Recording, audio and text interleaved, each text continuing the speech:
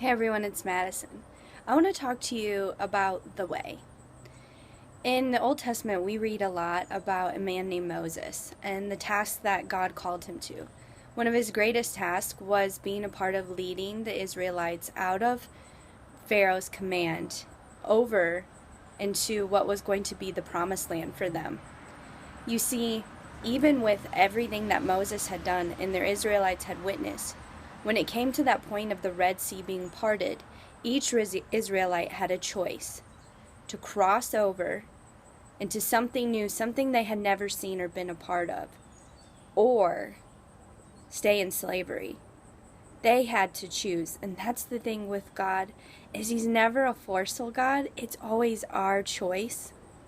And it seems like it would be common sense to cross over, but when all you've ever known is bondage and slavery and your family and your grandmama and your mama grew up in that and you were born in it, generational curses, to cross over into something that's so unknown and is new but could be better, would be better, can seem really scary. You have a choice. God is saying this is possible. I parted the Red Sea for each of you. This is possible. When you cross over, what I love is when they crossed over in that Red Sea and they were living in the wilderness, they never went without. God was their guidance during the day, and He was their guidance during the night. He was a light to their feet at night.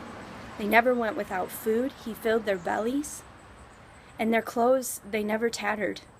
They looked new all the time. When God asks you to step out and trust Him, He is your source and He is your provision. It won't make sense to a lot of people around you, but hey, it makes sense to God because He's called you forth to do this. Trust Him in this season.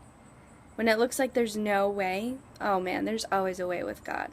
I mean, their food was rained down from above. How could your clothes not tatter?